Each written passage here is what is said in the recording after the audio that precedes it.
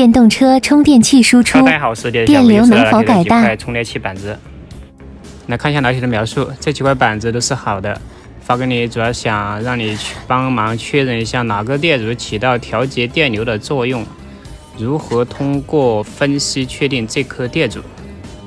好的，再来看一下第二个问题，还有这些板子，我想调节电流大概有2到3安的浮动，板子的配置是否能够支持？好的，3。我还遇到过以48伏充电器为例，空载电压只有50伏，带载正常，空载低有何影响？好的，我们就从第3点开始往回回复。这个带载正常，空载电压低，这个没什么问题。有些充电器它是检测到有输出电流了，然后提升电压进行恒流模式开始充电的，设计不一样而已。有些呢，它48伏的充电器空载输出就有55伏了。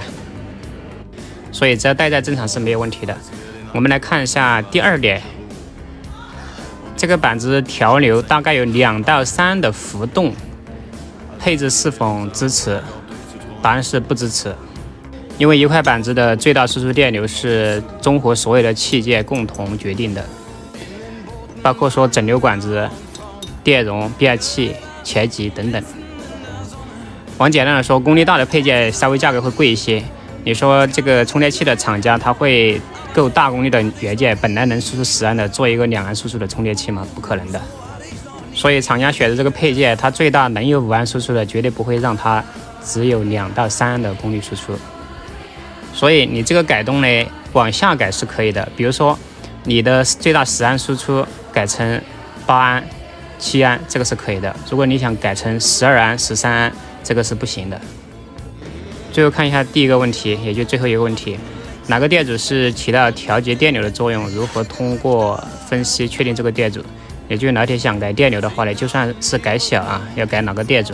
这个呢，不同的板子这个电阻的位置不一样。接下来我们就分析一下它发过来这些板子，看一下哪些电阻或者哪个电阻是起到调节电流的作用。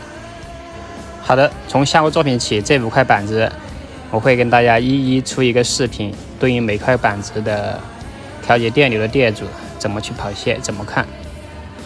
喜欢电机手老铁，关注点一个，以免错过精彩的内容。感谢大家收看。